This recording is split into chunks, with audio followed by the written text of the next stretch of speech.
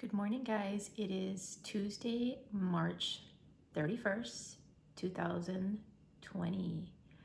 I hope you guys had a good night and I hope you're ready to get started. Like I mentioned to some of your parents yesterday when I talked to you guys, we are going to continue with the packet throughout this week. We will be done with it on Friday, okay? And I hope to see some of you guys at 12 o'clock on our Hangouts Meet chat that we're going to have later on, okay? Hopefully everybody can get on there. Let's get started. Here is our schedule for today. Tuesday, March 31st, 2020. We are continuing in our independent study packet. We are going to begin with social studies, talking about another primary source of a photograph of Angel Island. We are going to go on to science. Lesson 4, how can tools and machines make things move? And then math, we are going to look at adding 3 and 2-digit numbers. And then the second thing we're going to do, because we finished our story of the chocolate touch yesterday, I'm going to read you a new book today, and that is titled Chrysanthemum. So let's go ahead and get started. Guys, and as I've been mentioning to you guys, my packet is all mixed up. So I'm probably not doing the worksheets in the same order that you have your packets, but you do have these worksheets. So you might have to go through and kind of hunt for it and search for the same worksheet that I'm doing, okay? So just keep that in mind, okay?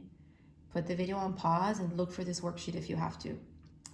When you find it, push play, and then go ahead and put the title, March 31st, 2020, and let's get started. We are going to read about another primary source. Remember, guys, that primary sources is where I can get direct information from. We have read about these before, and today we're going to read about the photograph. I do have my highlighter ready and my pen because I am going to be annotating as I read, and I want you guys to follow along with me and annotate with me as well. So the first thing we have here is a photograph. A photograph, boys and girls, is a picture.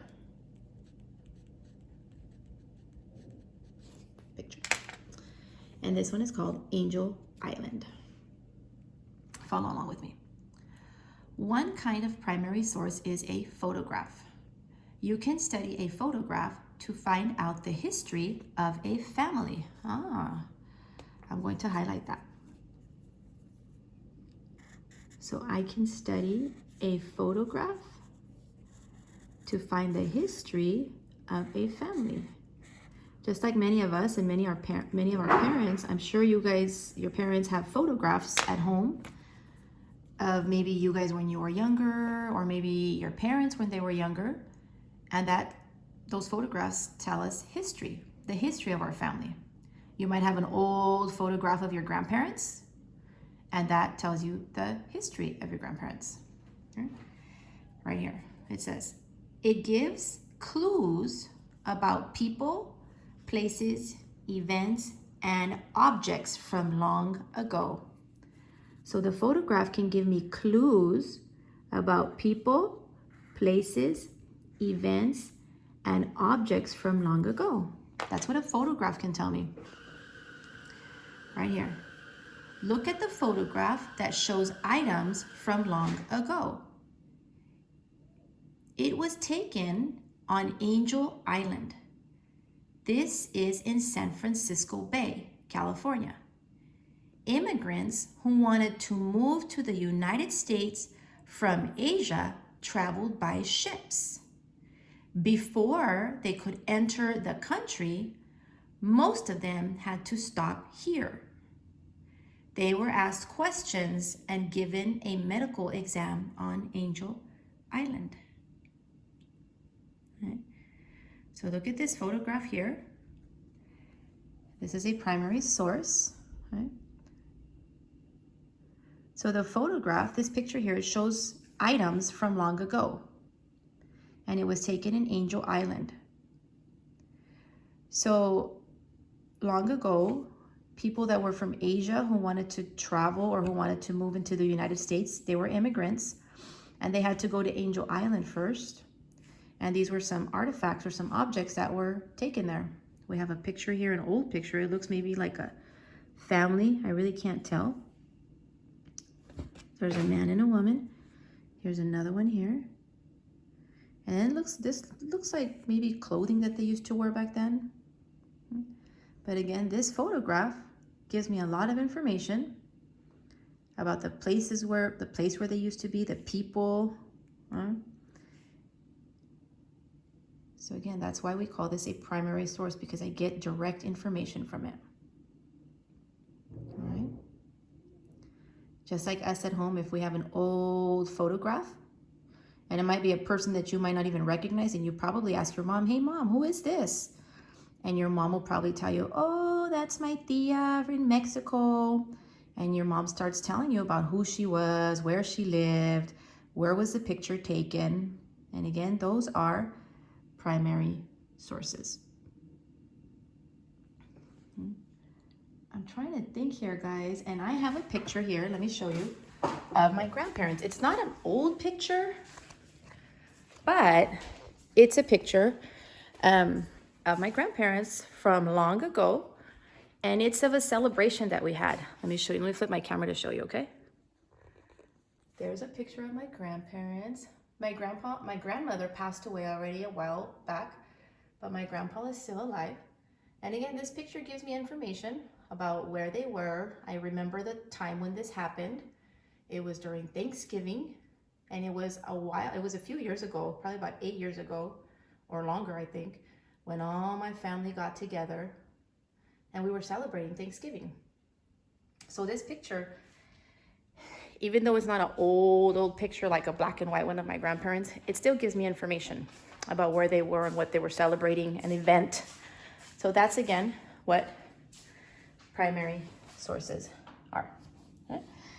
Go ahead and flip this page. Not flip it, but on the next page here, and let's answer the questions. And always remember that if I have to go back to the story to find an answer, you can. All right. Go ahead and date it first. March 31st, 2020. And let's go ahead and look at number 1. It says use a primary source. Number 1, look at the photograph.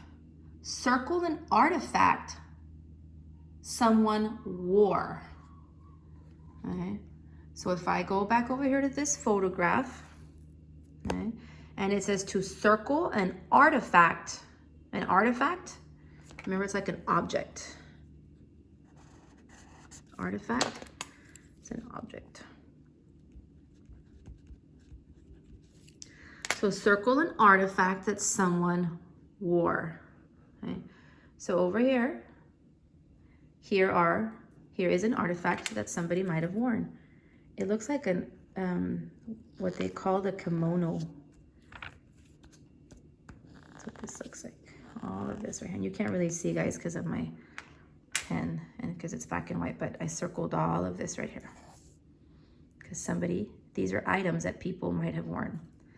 The next part over here, it says draw a box around a family. Draw a box around a family photograph. So I'm going to go back over here, and this is my family here. I'm going to draw a box around it. A family. Oh, you can't see it. Over here. Draw an X on a document. Ooh, document. That's a new word that some of us might have not heard before. A document, guys, is like an important paper. It's definitely an important piece of paper. So I'm just going to write that over here. An important piece of paper. And it's not always like a piece of paper. It can be like your parents' driver's license. That could be a document. Your birth certificate is a document. So over here, okay, which one do you guys think is a document?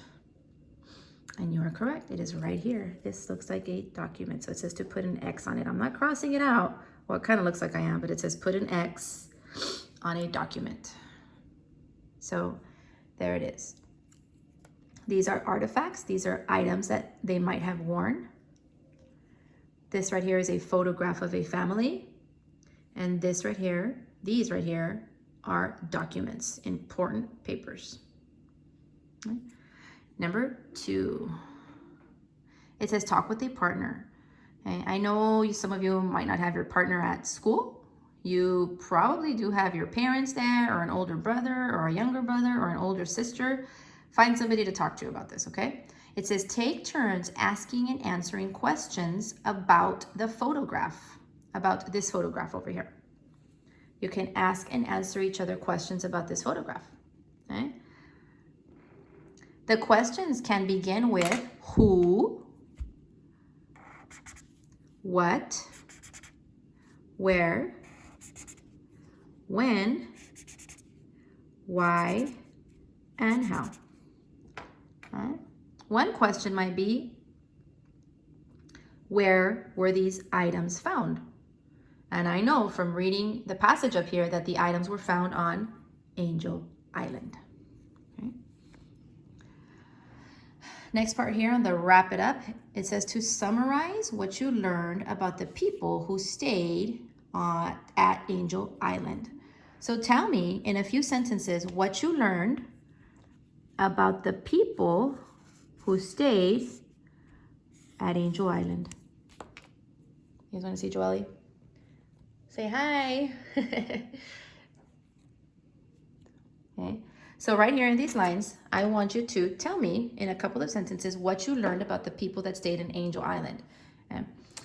That information, boys and girls, will be right over here, and you will find that information in this paragraph right there. In this paragraph here, you will find the information that you need. This information, this paragraph here will tell you about the people who stayed in Angel Island. Remember, you're not copying the sentences from here onto here. I want you to write the sentences on your own. All right? Let's go on. So we just did our social studies. Let's go on to science lesson 4. How can tools and machines make things move? That looks like this. You need to put this on pause. Go ahead and flip through your pages and find lesson 4. When you find it, put the date on there. March 31st, 2020. Okay, and it says lesson 4, how can tools and machines make things move? And I want you guys to follow along with me. Right there. It says, tools help us move things. Machines help us move things too. So again, tools, they can help us move things, and machines can also help us move things. Tools push and pull things. Machines also push and pull things. Tools do things we cannot do alone. Machines also do things we cannot do alone. So it sounds like tools and machines might be things that help us do things, because it says it right here that tools do things that we cannot do alone, and machines also do things that we cannot do alone. Okay? Using tools and machines. Tools and machines make it easier to move things. A hammer is a tool. A hammer will move a nail into a piece of wood. A shovel is a tool too. A shovel helps dig up dirt. So here I have a hammer, and a hammer can help me move things. A hammer will help us move a nail. If I have like a picture or something that I need to hang on the wall, and I have to put in a nail first, I'm going to use the hammer. Okay? And then a shovel, your dads might have a shovel outside. That's also a tool, and it helps us dig up dirt. If you don't know what a shovel looks like, it kind of looks like this. I'm going to do my best to draw one. All right? Give me a second. It has like a shovel almost reminds me, guys, of like a big spoon. Looks like this. And then it has like this long, like a stick here or a pole for your parents to hold on to. And they might use it outside to like dig up dirt. Like maybe if they're gardening or something. So that's kind of what a shovel looks like. And then a hammer. The hammer. Again, this hammer is, and again, I'm gonna do my best to draw it. It has like this, and it has like a short handle. Sorry guys, one of the puppies is crying outside and you can probably hear it. I don't know what's going on out there. And they use the hammer. What they do is they hold on to this part and then they swing it back and forth, and the hammer will help them push a nail into the wall. So again, both of those items are tools, right? Right here, the third paragraph, the fourth one. A car is a machine. It has an engine.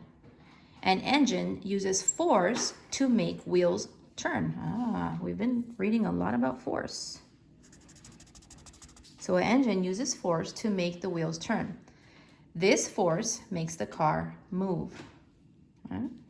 I never thought about a car being a machine, guys. And if you think about it, a car is a machine. It helps me get something done. It helps me, it makes it easier for me to go from one place to the next. Never thought of it that way. But a car is a machine. Let's take a look at the questions now. No, excuse me. Lesson 4 questions. And again, go and put your date. March 31st, 2020.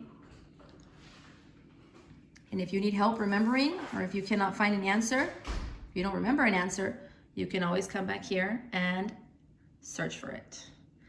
Number 1, what do tools and machines do? Tools and machines blank and blank things. What do you guys think? Go back over here. Let's take a look at it. Tools and machines. Tools and machines help us move things. Machines help us move things too. Tools push and pull things. Machines also push and pull things too. So over here, tools and machines push and pull things. There it is, push and pull things. Number 2, name the tool. So we have to name the tool that they're talking about. First one here, it says a blank moves a nail into a piece of wood. This one moves a nail. Do you guys remember which tool does that? Which one is it? The shovel or the hammer? You are correct. It is a hammer. Over here, a hammer moves a nail into a piece of wood. And the second part here, a blank helps dig up dirt. A shovel. A shovel helps dig up dirt. And then the last part here, name the machine. A blank is a machine. It has an engine. This is the one that was a surprise to me. Well, it wasn't a surprise, I just never thought of it that way, but a car is a machine. A car is a machine. It has an engine. So there it is, guys. We've just completed our lesson 4. How can tools and machines make things move? Let's go on to some math where we are going to add 3 and 4 two-digit numbers. And again, this is review. We have done this before. Let's go ahead and get started. Go and put your name on there. I'm sorry, the date. And let's get started here. It says here, you can add 3 and 4 two-digit numbers. Line up the ones and the tens. That's the most important part, is to line them up. Line up the ones and the tens and add the ones first, then add the tens. So just like always, we always begin with the ones place and then the tens place. All right. And you guys, remember that when we've done this before, we always say, okay, find the two numbers, the two add-ins that are the easiest ones to add. Okay. So like here, I have 36 plus 14 plus 24. I'm going to begin here in the ones place. Okay. And I immediately see here that I can make a 10 here because 6 plus 4 gives me 10. 10. And then, okay, I have 10. Then I have to remember to add the third number. So 10 plus 4 is 14, and I have to regroup. 1 here, regroup the 1, and the 4 here. And boys and girls, remember the last time that we did this, a lot of you guys struggled with this part because you always forgot to add this third number. A lot of you guys only did the two numbers. You did 6 and 4. And then you said, oh, it's 10, so you put the 1 here and then the 0 here. And you would forget to add the third number. Remember, you're adding 3 and 4 two-digit numbers. So don't forget to add that last number. Okay? Let's take a look at number 1 here. And I'm going to grab my pencil. I have 17 plus 23 plus 14. And I immediately see here that 7 and 9 gives me 10. And then 10 plus 4 gives me 14. I have to regroup. The 1 goes here. The 4 goes there. Then I move over to my tens place. 1 plus 1 is 2. Plus 2 more is 4. Plus 1 more is 5. There it is. Number 2. All right. I have 22 plus 12 plus 15. I really can't make a 10 here. I don't have anything that's going to give me 10, but I do have a double. Okay, I have 2 plus 2 is 4. And don't forget to add this third number because now I have this one here. 4 plus 5 is 9. And then I have 2 plus 1 is 3. 1 more is 4. There it is. Number 3. I'm going to switch over to my pen, guys, because I think that you can probably see it better. Number 3, I'm going to add 31 plus 19 plus 25. Ooh, I immediately see here that I can make a 10 here. 9 plus 1 is 10. And then 10 plus 5 is 15. I have to regroup. Here I have 3, 4, 5, 6, 7. 75. Number 4. I'm adding 18 plus 10 plus 32. And I begin over here with the ones place. 8 plus 0 is 8. Plus 2 more is 8 is 10. I regroup. 1 there, 0 there. Okay, I see here, you can always begin with the biggest number here. Okay, it's 3, 4, 5, and 6. 60 is your answer. Number 5.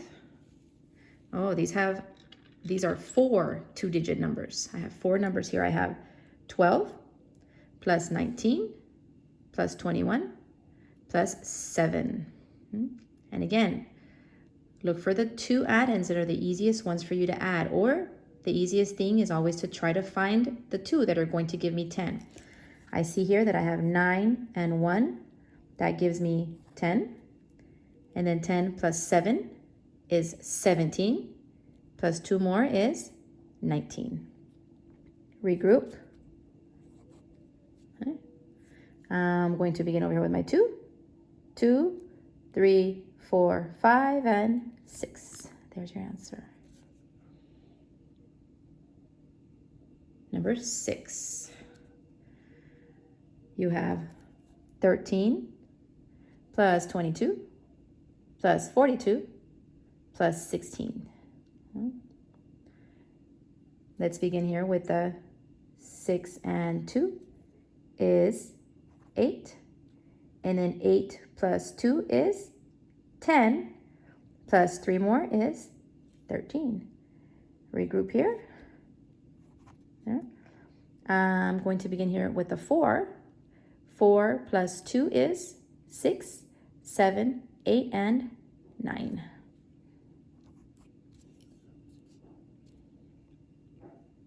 Number 7. All right. I have 11 plus 25 plus 33 plus 13.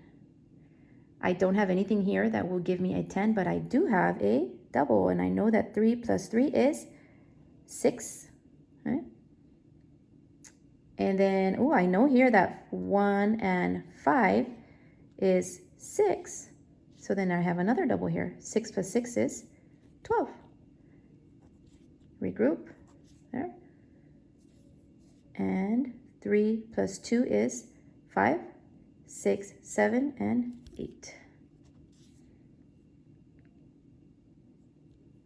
And number 8.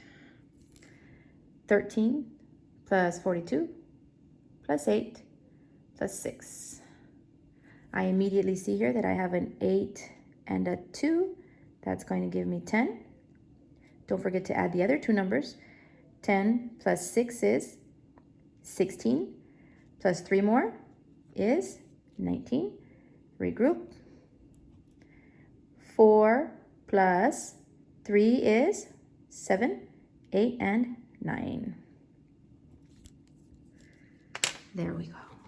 And we just added 3 and 4 two-digit numbers. I want you guys to go ahead and put this on pause and then do all of this here. It looks like a lot, right? Take your time and do it slowly. I know you guys can do this. And don't forget to add the 3rd and the 4th number, guys. Okay? Go ahead and get started. And we are done with our independent study packet for today. I do want to go to number 2 now. Let me go ahead and move this stuff aside.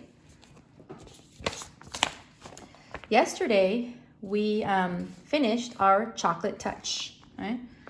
If you want to go on your ClassLink today, you can. Right? Remember, you can always log into your ClassLink, guys, by going to the district website, and that is www.duesd.org. And then look for where it says students, and then click on ClassLink. Okay. And then there it's going to ask you to log in, and you just log in, remember, with your ID number and then at duesd.org. And then your password is the first 4 letters of your name. As soon as you get into your ClassLink, boys and girls, you'll have access to AR. You even have access to Prodigy. And I think you might have access to Typing Club. Try it out. And I did also put those directions on Class Dojo. So if you want, have your parents look at those directions, and it tells them how you guys can log into your ClassLink. So once you're there, you can go ahead and take the AR quiz for the chocolate touch. And here it is. It's the level of 4.7. Okay? And the quiz number is 256. And guys, I just want to let you guys know that if you do take an AR quiz and you don't pass it, send me a message on Class Dojo. A lot of you guys, your parents have my cell phone number. Text me and tell me, Miss Lopez, I didn't pass it. Can you please delete it? And I can delete the quizzes for you from home. So just let me know, okay? I am still doing that. You still want to try work hard on your AR. So if you want to take this AR quiz, you may. All right. And then today we have another book that I want to read to you guys. This is another one of my favorite stories. And this one is titled Chrysanthemum by Kevin Hanks. And this is also an AR book. It's a 3.3. The quiz number is 6109. And I have this little orange dot there because that tells me that the quiz is read to you.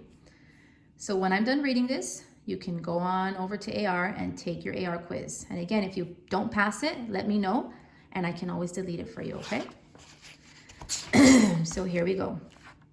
Chrysanthemum by Kevin Hanks. I don't know if it's Hanks or Hankies or I don't know if I'm pronouncing that right. Okay? Here we go. There she is. The day she was born was the happiest day in her parents' lives.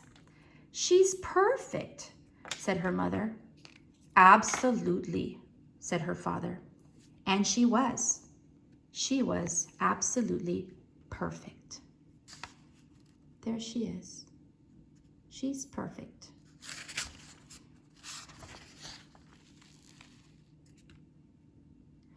Her name must be everything she is, said her mother.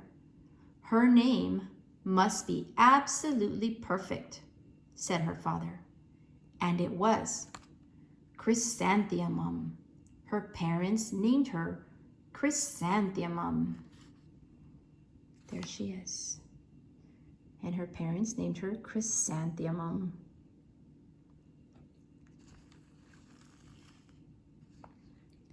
Chrysanthemum grew and grew and grew. And when she was old enough to appreciate it, Chrysanthemum loved her name. There she is. Chrysanthemum.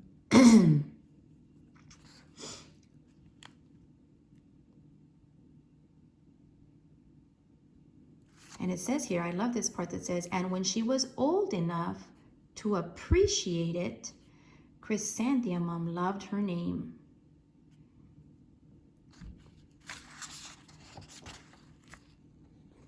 Can I tell you guys a little secret?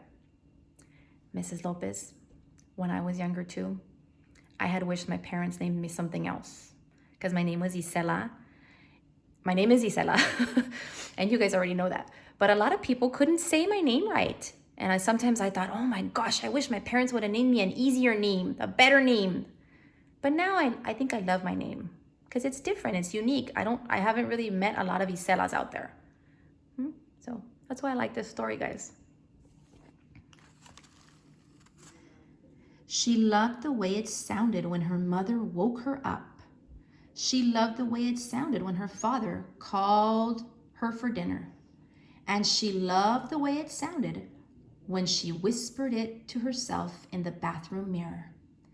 Chrysanthemum, chrysanthemum, chrysanthemum. There she is.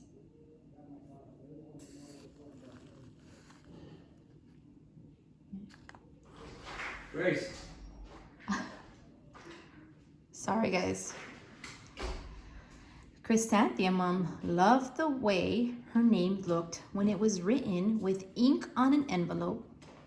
She loved the way it looked when it was written with icing on her birthday cake. And she loved the way it looked when she wrote it herself with her fat orange crayon.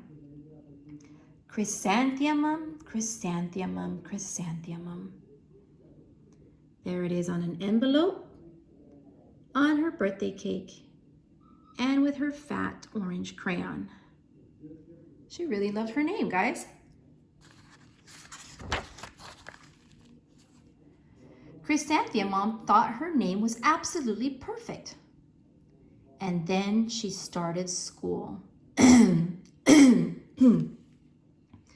Excuse me, guys. On the first day, Chrysanthemum wore her sunniest dress and her brightest smile. She ran all the way. Hooray, said Chrysanthemum, school.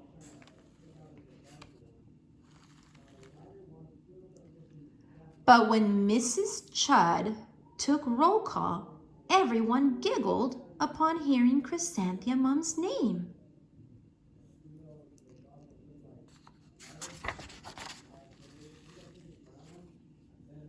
Guys, I'm going to move to another room because I can hear Mr. Lopez outside talking very loudly. Okay, give me a second, guys.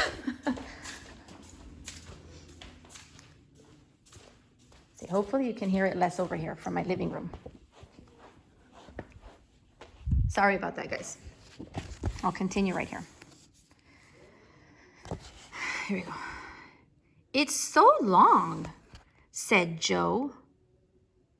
It scarcely fits on your name tag, said Rita, pointing. I'm named after my grandmother, said Victoria. You're named after a flower. Chrysanthemum wilted. She did not think her name was absolutely perfect. She thought it was absolutely dreadful. So look at Chrysanthemum, guys. Does she look like she's liking her name now? Everybody's making fun of her and teasing her for her name. Let's see what happens. The rest of the day was not much better. During nap time, Victoria raised her hand and informed Mrs. Chudd that Chrysanthemum's name was spelled with 13 letters. That's exactly half as many letters as there are in the entire alphabet, Victoria explained. Thank you for sharing that with us, Victoria, said Mrs. Chudd. Now put your head down.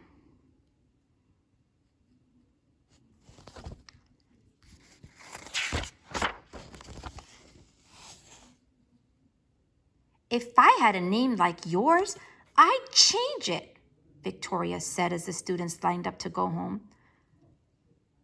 I wish I could, thought Chrysanthemum miserably. How does she look, guys?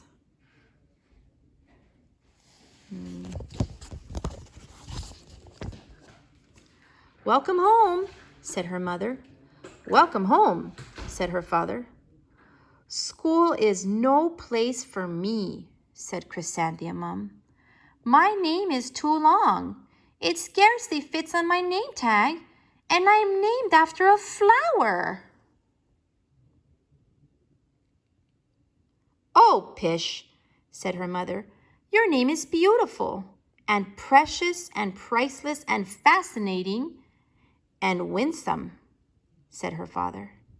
It's everything you are, said her mother. Absolutely perfect, said her father. So her parents are trying to make her feel good about her name.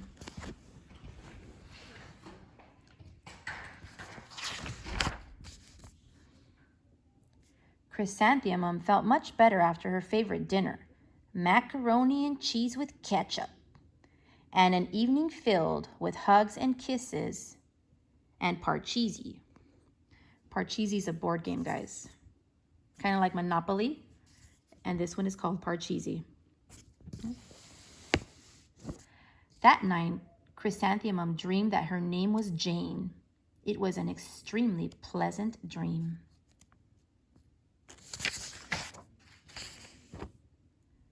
The next morning, Chrysanthemum wore her most comfortable jumper. She walked to school as slowly as she could. She dragged her feet in the dirt. Chrysanthemum, chrysanthemum, chrysanthemum, she wrote.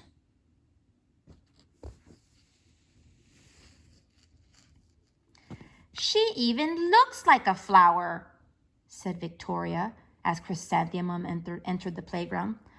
Let's pick her, said Rita, pointing. Let's smell her, said Joe. Chrysanthemum wilted. She did not think her name was absolutely perfect. She thought it was absolutely dreadful. They're really making her feel bad. They're not being very kind. The rest of the day was not much better. During nap time, Victoria raised her hand and said, A chrysanthemum is a flower. It lives in a garden with worms and other dirty things. Thank you for sharing that with us, Victoria, said Mrs. Chudd. Now put your head down. There's Victoria laughing at her.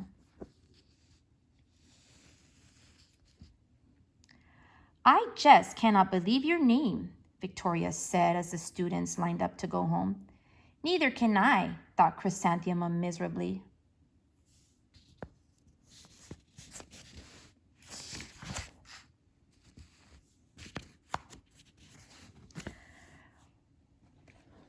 boys and girls, I'm going to stop here and we will continue with the story tomorrow and see what happens with Chrysanthemum and if she ends up really enjoying her name. Okay.